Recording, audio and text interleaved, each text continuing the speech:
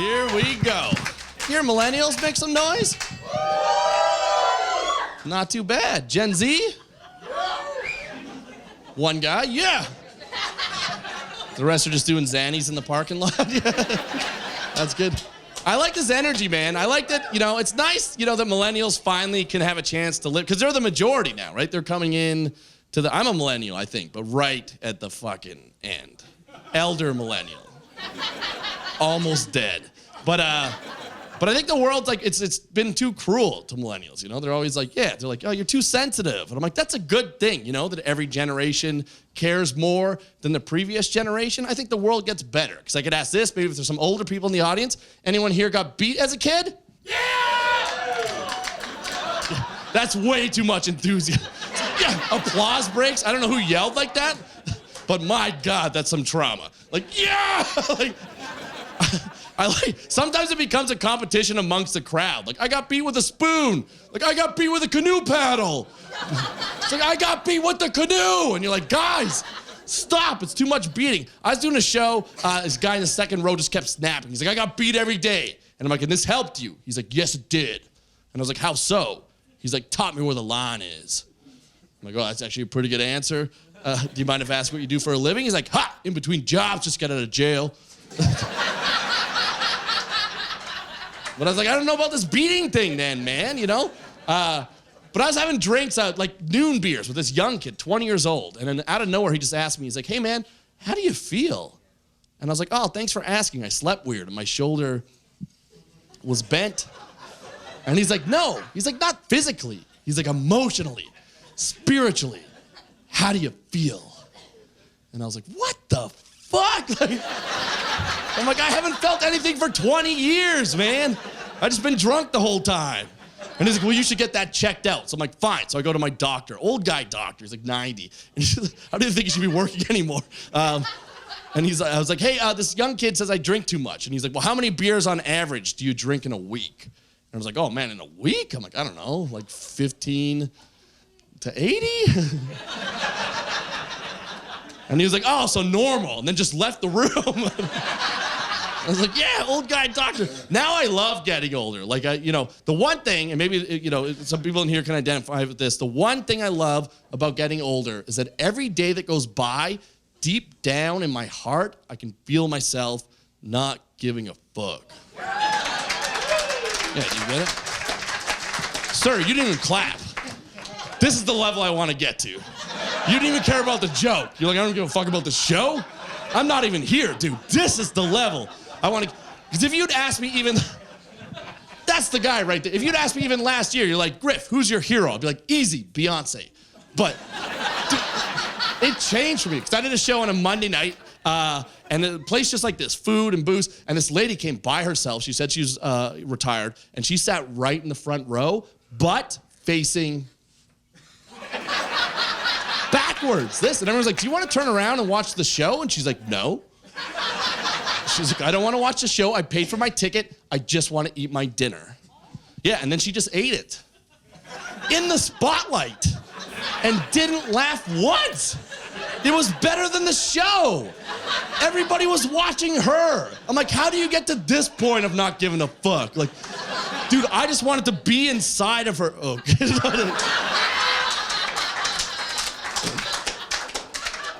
I want to fuck her. No, I only make love, that's a weird burden to carry in life. Like growing up, girls would be like, fuck me. And I'm like, what are your dreams?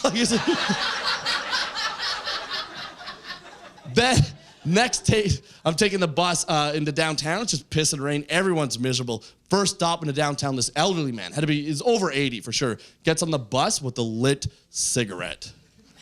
Dude, worst thing you can do in the world today. You could do anything in the world. You could bite the head off a pigeon and put it in your butt. And people are like, oh, performance art. Yeah, I get it. But a cigarette? No, people snapped. They're like, get out. They're like, get off the bus. He just kept walking on the bus smoking. He's like, I'm going one stop, you pussies. And I was like, whoa, new hero. This guy gets it. There's a dude, if you ever come to Vancouver, where I live, there's a street downtown, Greenhalgh Street, which you probably all know. And then outside the bay, only on Fridays when it's like sunny and nice out and people are happy, like tourists are coming in or people are leaving work for the weekend. He's a busker, but he doesn't sing songs. He just screams angry lyrics. Yeah. Do you know the guy? He's like, I hate rock and roll and I hate all of you. And if you don't tip him, and why would you? Because he's rude, then he makes the lyrics specifically about you. Yeah, which is the best. The first time I had no idea, just walking by, and he's like, hey, got a nice little ass for a girl. I was like, okay, thanks. And he's like, it must be hard to be a nerd and a douche. And I was like, yeah, man, it is. And he's like, how do you look like Ricky and Julian from Trailer Park Boys at the same I had to like sit down. I was like, my God. But then this guy walks by with his 5-year-old son, doesn't tip. I was like, oh no. He's like, hey sir, congrats on having that kid. I don't know how you did it. I can see your little tiny dick in your khaki pants. I was like, what? He's like, you look like a guy who apologizes when he comes. Even the kid was like, Dad, say something. The dad was like, I can't. He's right. Just sat with me. But I like being dissed, man. But it's because I've been called the meanest name I'll ever be called for the rest of my life. And I can tell you guys it, but it's so shocking I'll have to buffer it, okay? I'll have to like lead into it. So I'll give you top 3 meanest things I've been called in my life, okay? Number 3, I just got my license. I was driving down the highway. Some dude cuts me off, almost hits me. So I honk my horn. I give him the finger. He screeches to a stop on the highway, so I almost hit him. He gives me the finger back, and I'm like, okay, honk my horn, 2 middle fingers. His door opens. I was like, yeah, let's do this. But then as he got out of the car, his car center of gravity rebalanced itself. And I was like, whoa, like the Incredible Hulk got out of that car. But life had not been kind to the Hulk, okay? He was older now. Mrs. Hulk, gone for sure. And he walks up, he puts his hand on the hood of my car. He points like through the windshield into my soul. And he's like, you got a problem, little girl? And I was like, no, because I didn't. It had evaporated in fear. In fact, to this day, I don't even have road rage. Somebody cuts me off now, I'm just like, thank you. Like, oh my God, like, don't be that guy. So that was number 3, little girl. Number 2 happened less than a year ago. I was out in Kelowna. Anyone been there? Oh yeah, I bet. I was doing the #1 tourist attraction besides cocaine. I was arguing with a dude who was on it. Yeah. The only reason I know he was on it is because I was at the bar, and at the bar there's 2 urinals, and I was peeing at one, and the dude came up beside me, and he like unraveled a paper full of cocaine. And then he turned to me, and he's like, are you a cop? And I was like, no, man. And he was like, good. And then did it. But I was like, what if I was? Like, you were way too far along in the So are you a cop? I'm like, yeah, man. He's like, whoa, not today, officer. No, sirree. Like, so I'm like, oh my God. So I'm making fun, roasting him for that. And then he's out, and we're in the main bar, and he's like, bro, come say it to my face. But I'm like, I'd love to, but I'm scared if I get too close to you, I'll tear my jacket on your barbed wire armband tattoo. Which is a, pretty good diss for in the moment. But as I said it, this lady came out the bathroom. She was pissed. She'd heard it happen. I don't know if it was like his girlfriend or his sister or both of those things together. But she comes out and she was like, hey, you leave me alone. And I was like, you stay out of this. And she's like, yeah, well, your beard doesn't touch your sideburns on the left side. And you've got chubby fingers. And I was like, holy shit. Because this I knew about, that it doesn't touch. But how did she see that? Through my head to this other side. There was no mirrors. Like, did she plan that just in case? And this, chubby fingers, I had no idea about. Like, what am I gonna do about that? You can't like stretch out body parts and make them bigger, you know? I've tried. So chubby fingers, that was number 2. Number 1 happened on my birthday. I was at a very popular bar. It is known as Big Bad John's. Some people know Big Bad John's, yes. If you've not been to Big Bad John's, really cool bar. There's 2 cool things about this bar. 1, there's bras hanging everywhere.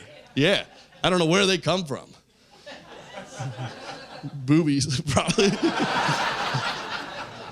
And number 2, you could eat peanuts and throw the shells on the ground and be like, I'm an elephant, you know, yeah, alpha shit. So it's me and my group of friends, a group of comics, you know, old guys just hanging out. And there's a group of like 19-year-olds, you know, probably their first time in the bar. And this one little tiny dude keeps throwing peanuts at our table. And eventually I was like, hey man, stop throwing the peanuts. That's annoying. I'm like, one more, I'm gonna come over there. Turn around, peanut hits my head. And I was like, man, screw this kid. I'm gonna scare him like that Incredible Hulk guy scared me when I was little. So I walked up and I was like in front, I was like, stand up, you wanna throw the peanuts? I'm like, stand up, little girl. And his girlfriend's like, don't assume his gender. And then he says it, worst thing I've been called. If you're sensitive, plug your ears. He just leans back and laughs. He's like, ha, ha, ha, ha. He's like, hey, why don't you calm down, Chad Kroeger? If you know who Chad Kroeger is, that's the lead singer of Nickelback, okay? If you don't know who Nickelback is, just sit this joke out. Your life's fine. And what was even worse, I was wearing a shirt with a picture of my face on it. It's like a whole nother story. The stripper made it for me. Anyway, no time to explain. But I just pointed at the picture of my shirt and I was like, does this look like Chad Kroeger? I was like, look at this photograph. But then he just points at my shirt and my face and he's like, Chad Kroeger, Chad Kroeger, Chad Kroeger, Chad Kroeger. And I was like, oh my God. And then security comes over and they're like, sir, sit down. And I was like, no, I'm not sitting down. I'm not Chad Kroeger. And he's like, dude, sit down or we're calling the cops. And I realized now in this moment, I've lost this fight. Like this kid is beating me, but he's beating me emotionally, you know? It's a new world out there. So it just came to me like a Hail Mary. Like security's like, sit down or we're calling the cops. And I was like, call the cops. Call them right now because I'm being bullied.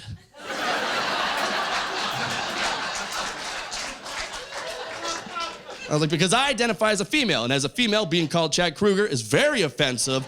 Plus, everyone knows I can't play guitar because of my chubby fingers. And this girl hits him. She's like, what the fuck, Ethan? You triggered her.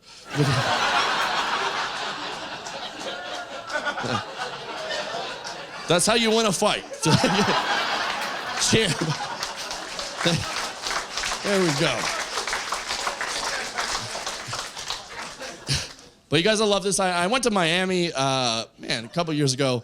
And when I told my mom I was going to Miami, she's like, oh my God, you have to meet my friend, Janet Jackson. Yeah, and I was like, Janet Jackson, Michael Jackson's sister. I have all of her cassettes. I'm like, she's like, no, not the famous Janet Jackson. Her name's just Janet Jackson. I'm like, then why would you say it like that? Just say Janet. So I have to go have lunch with this lady. I don't even know, you know? It's like noon, sober, only had time for like 3 beers. And then, and her family's there. And we all tried to make the best of it. And she asked me, she's like, do you like spicy food? And I do. And she's like, I love it. And she's like, I'm gonna make you the spiciest soup you ever had. And she made it. And I took a sip of it, and it was so good, I got excited, I breathed in weird, and it went up my nose. Yeah, and I started choking and coughing, and I couldn't breathe. And she starts yelling at me. She's like, you're fake. You're fake. Because I guess she thought I was lying about the thing. But I couldn't talk, so I started gesturing wildly. I hit my glass of water. It spills over her stupid kid. So now her kid starts crying. And then finally I gathered myself, and I was like, look, I'm sorry, Miss Jackson. Woo! But I am for real. And I never meant to make your daughter cry.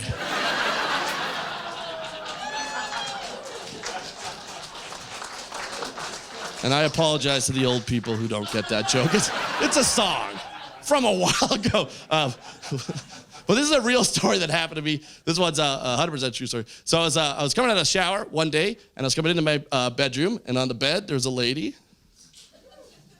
Nice, yeah. And then in the window's up high, because I was living in a basement suite. Man, Vancouver is expensive, okay, I gotta say. And that's an upgrade. When I first moved out there, I moved out to follow my dream. I was living in a garage. Yeah, and I slept on an air mattress. And the air mattress had a hole in it. So then every night I'd come home drunk, you know, pump it up, couldn't find the hole. Freaking story of my life. And it would just deflate.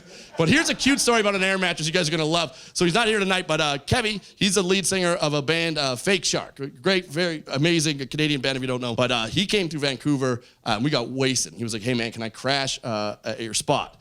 And I was like, bro, it's in a garage, like on an air mattress with a hole in it. He's like, yeah, who cares? So we come, wasted. We come back, pump it up, couldn't find the hole. But the thing about an air mattress with a hole in it is when 2 people sleep on it, it deflates out the middle. So then throughout the night, it just slowly folded us like a hot dog bun. And then in the morning, we just woke up sucking each other's dicks. I was like, why did we sleep head to toe, you know? Why did we sleep naked? Anyway, super generous guy, man. If you ever get to hang out with Kevvy from Fake Shark, do it, man. Dude, he was so nice. The next day, he bought me a new air mattress. I was like, thanks. We got wasted again. I just brought scissors, like, oh, no! God, great musician. So anyway, lady in the bed in the basement suite, and in the window, there's like a light shining in. I was like, man, what the hell is that? So I walk up, and then right away, boom, big dude appears in the window, and he shines a flashlight on his face, and then on his jacket. On his jacket, it says police. And I was like, oh, shit. So I open the window. I'm like, what's happening? He's like, we got a report of a strange man looking in your window. I'm like, I've solved the case. I found the dude. He's like, oh, no, this guy was masturbating. I'm like, okay, gross. But also, why wouldn't you come to the door? Like, why are you also in the window, you know? So I'm like, just come around. So he comes inside. He's like, can I see some IDs? Like, you live here alone? You know, a lot of toys around here. You got kids? Where do they sleep? I'm like, oh, I don't think a kid is going to have original Ninja Turtles in the box. Yeah. I'm like, how cool is this kid, you know? Does he have a job? And he starts opening drawers. I'm like, man, are you allowed to do that? So I had to like go in the bedroom and hide all the drugs. Like just the fun, the illegal ones anyway, like weed, mushrooms, you know, LSD, yeah, ketamine. But and I come out and he's like, all right, this is what you're gonna wanna do. You wanna get new curtains, you wanna put them on the bedroom window and the bathroom window, because we don't know which window this guy was looking in. He's like, any questions? And I was like, yes, I have just one question. Could you guess which window it was? Because if it was a bedroom window and that lady's in there and this dude's jerking it, I'm gonna find him. I'm gonna beat his ass. But if it was the bathroom window, that was me in the shower. And man, I'd be kind of flattered, to be honest. This dude just taking time out of his day just to make me feel better about myself. I'm like, oh, thanks, man. I don't even know what I'd do. I'd probably just start jerking it back. Both just jizz on the window, you know, like the inside of a car wash. You know, like, wow, we become friends after. Everyone's like, oh, how'd you guys meet? Like, oh, long story, you know. Got a lot in common. Stroke of luck, I would say. But okay, you guys like that more than I thought. It's good. But honestly, it's so nice that you all came out to the show tonight. I like, it means a lot, for real. And thank you for coming out and supporting comedy. Yeah. It does. And then we're all here in a room again, like life is normal. And I sincerely, from the bottom of my heart, hope life gets better for each and every single one of you in here. But mostly, I hope it gets better for the people on Facebook who have been having bad years for like the last 10 years. You know? And I know it's weird talking about a lot of people are leaving Facebook, and I'm here tonight to tell you, get back on. Dude, you're gonna love what Russia's done to the place. It's hilarious, man. I don't know how you spend your free time. I spend mine unfollowing friends and family and just following insane people. And you're like, what is that, 10, 20 people? No, hundreds, thousands. We're worried about World War III. Oh, it's already started. It's just online, but there's no sides. It's everybody for themselves, and everybody's wrong. There's a dude, he did a post. He was like, Barack Obama, who we all know is a lizard, shed his skin, and that skin is Joe Biden. I was like, yeah, that's a fact. That's a fact for sure. Then next post down is a lady. I've had lunch with this lady, and she's doing like a live video. She's like, I'm in a park right now, and she's wearing a mask. She's like, and I'm wearing a mask with my family. And there's a man beside me, and he is not wearing a mask with his family. And if you don't wear a mask in today's world, I'm a liberal, but I'm sorry, you deserve to be shot in front of your children. Like, I agree with that, dude. Dude, on Fridays when I'm wasted, I always just go on and I push the anger button, like, you know, the little angry face. Like, I don't know who invented that, but it's genius, man. I'll push that right away, it's a fight. Like on some guy's post, he'll message me privately. He's like, hey man, you got a problem?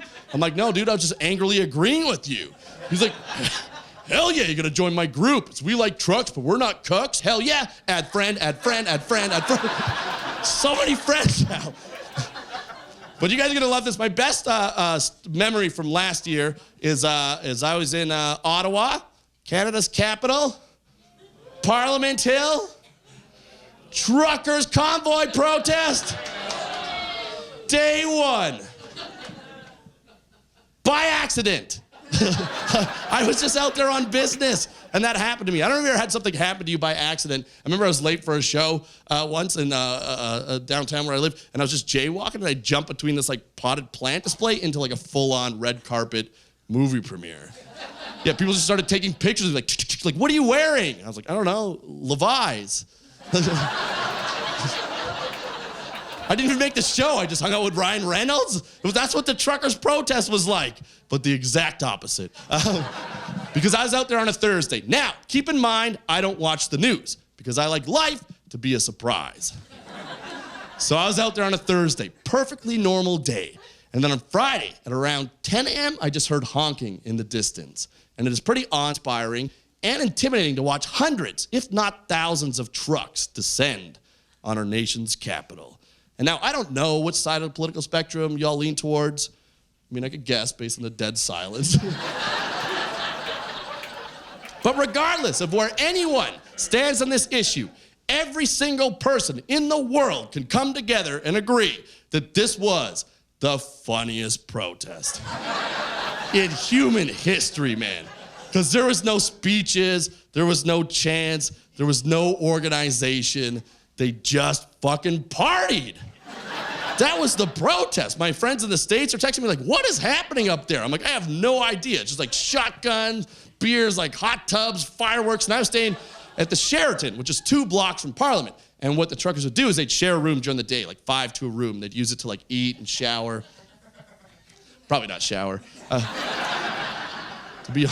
But then you think at 3 a.m. when their honking shift was over, they would sleep.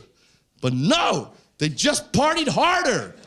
Dude, fist fights in the hallway. I'm like, how are these guys staying up 24 hours a day? I'll tell you, freedom.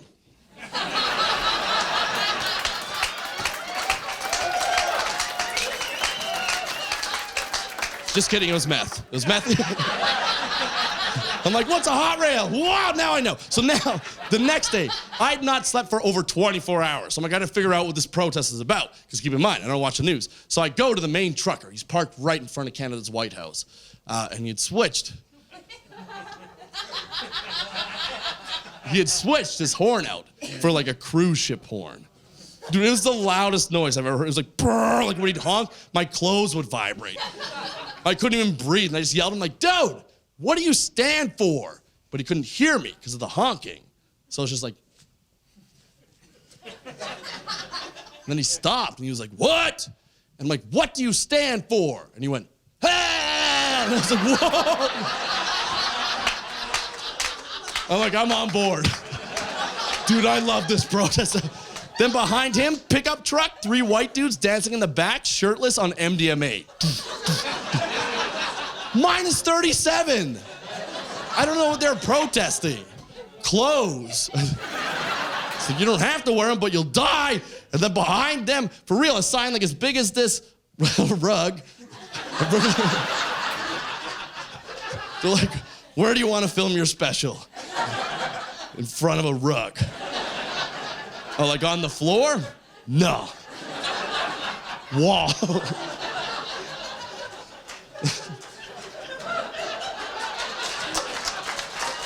Perfect. Does the carpet match the drapes? No, dude, it is the drapes. Don't you get the vision? Perfect. But behind a sign like as big as this rug that said, God brought forth his greatest warriors, the truckers. That's God's best. The truckers? Could you imagine Jesus came back when he was a trucker? He's just like, sup? We're like, Jesus, we followed all 10 of your commandments. He's like, 10? There's only 1. We're like, 1? What is it? He's like, ah! You're like, well, I'm Christian now. No wonder this book's so popular.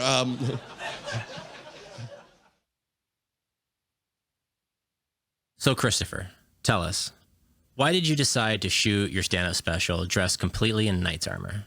Yeah, a couple years ago, I was ready to produced a special, and I thought, what is the essence of comedy? You know, what is the purest form? And I thought about, you know, bravery, that you're on the front lines, that you're fighting a battle, and I said, what represents that?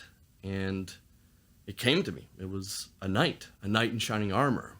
And I called my producer right away and I said, hey, I'm gonna perform my special in a knight suit. And he said, that is the worst idea I've ever heard. It's gonna be a nightmare with lighting and logistically. And I said, okay. And I did it anyway. And in hindsight, he was right. And I probably should have listened.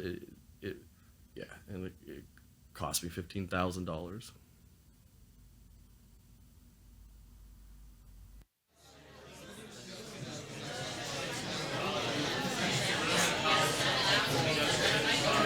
Please welcome to the stage, Griffin.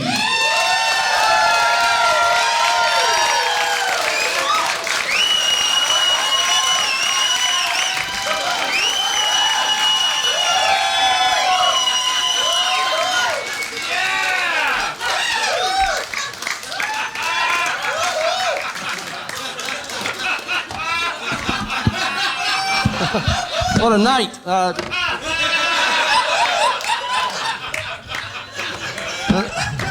There's a lot of trouble getting here, let me tell you. In a car to go. Anybody by round of applause drive car to go here? Yeah. I was pumped first time when I signed up for it, I was very pumped to be in a car to go. But my first thought, I was like, for those of you who don't know, they're little smart cars, or ever you've seen them around the city, but my first thought when I got in was like, oh man, I wonder how long it's gonna take me to drunk drive one of these things. The answer was that night. Like, what's too convenient? I don't know. You guys don't understand. Like, I'm from a redneck town. You had to be drunk to do your driver's test.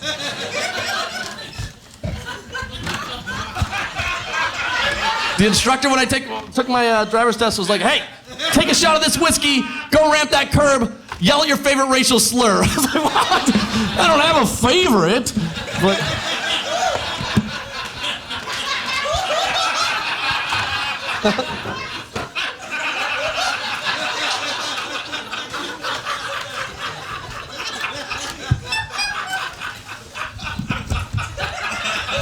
the people, like, you guys love smart cars here, man. You love it. The fucking West Coast, you guys got like bicycles made out of tofu and, you know, everything, man.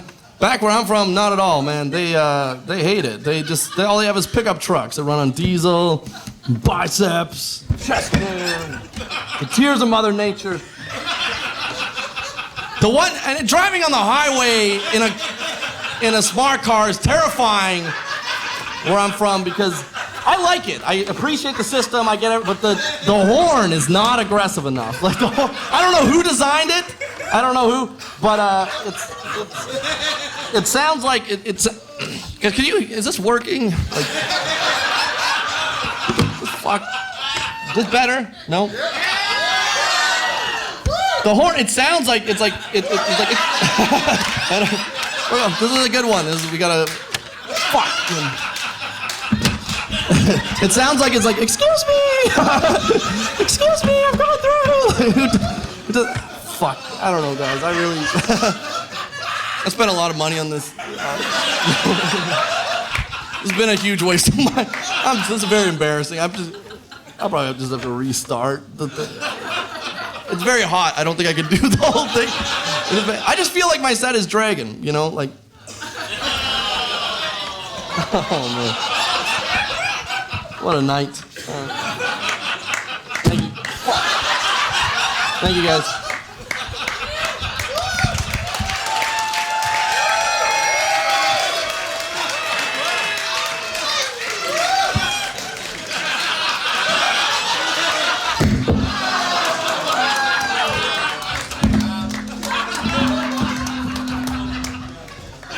Yeah, which is not a happy drug. Like, there's a few alcohols I avoid altogether. Like, I won't drink tequila. Can't drink it because I take a shot, and then it's tomorrow. You know, now everyone's real mad at me, and I got to figure out why, and I feel sick. I'm like, well, this is fun. I cannot drink wine. I get gossipy. Yeah, I start spilling secrets. It's nuts. It's nuts. I'll be like, guess who's not circumcised? My friends are like, just watch the game. We know it's you. Every time.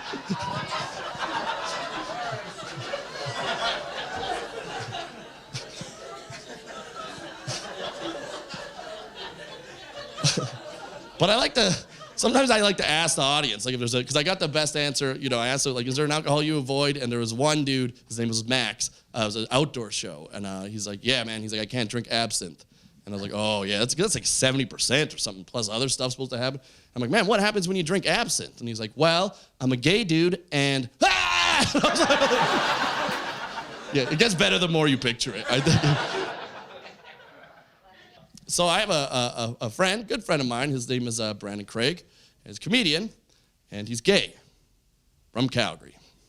Last time I was in Calgary doing a show with him, we did a show together. It ended at 10 p.m., and then we had a house party at midnight. So we had 2 hours to kill in between. So I'm like, man, what do you want to do? You want to grab a drink? And he's like, bro, would you come with me to the gay club? Now, I'd never been before, okay? Straight, but I heard good things.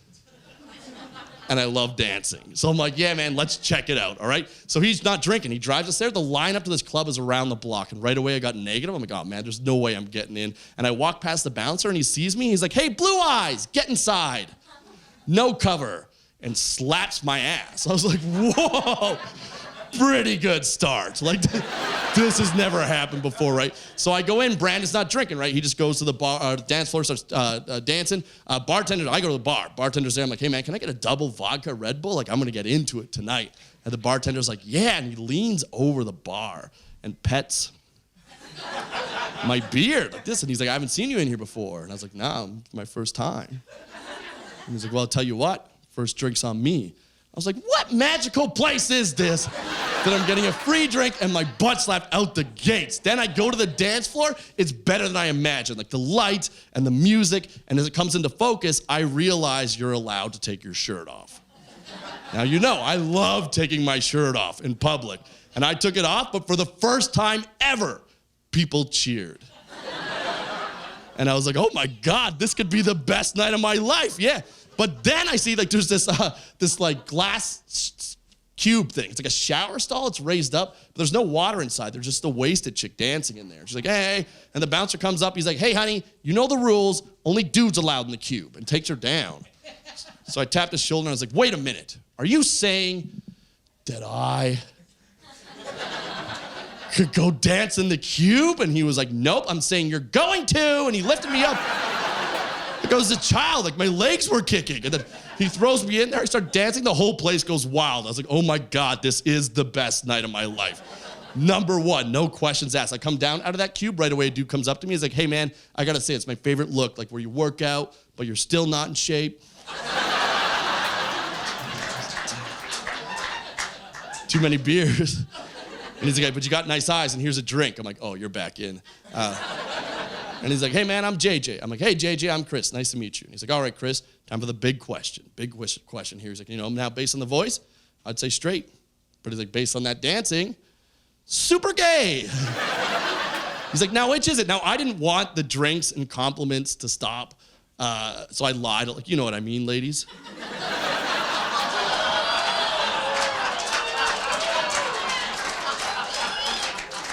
I lied a little bit, okay? A tiny fib. I was like, well, I'm both. And he's like, gay and straight? I was like, yeah, just all of it.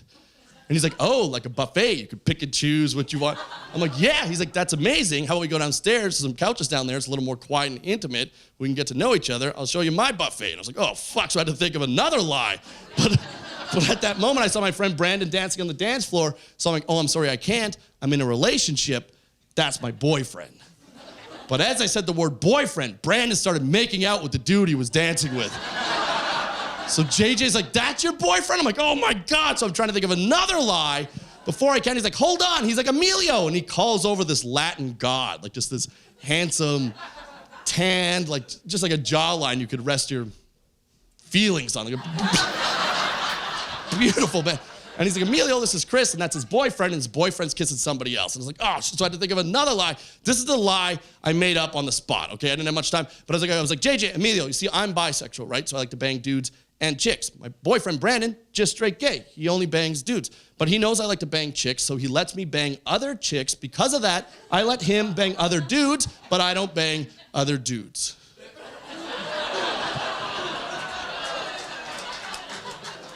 Not too bad for in the moment.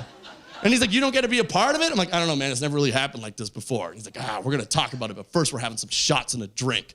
And I was like, fuck yeah.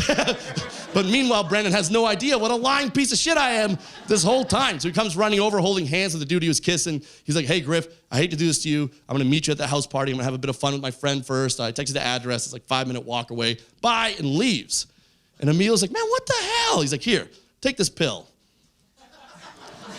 And now I just love everything. Like, it was not, dude, I was on the dance floor. The DJ said my name over the speakers. He's like, we got Chris Griffin from Family Guy in the house. Like, it was, dude, I was crazy. I felt like a celebrity. It was nuts. At one point, I was on Emilio's shoulders, but backwards.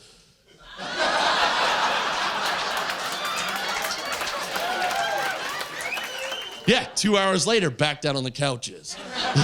Those separate couches. I had my shirt back on, just me and Emilio hanging out. And meanwhile, Brandon's texted me from the party. He's like, hey, Griff, you gonna make it down? And I'm just lighting him up. I'm like, you don't deserve me. He's like, what?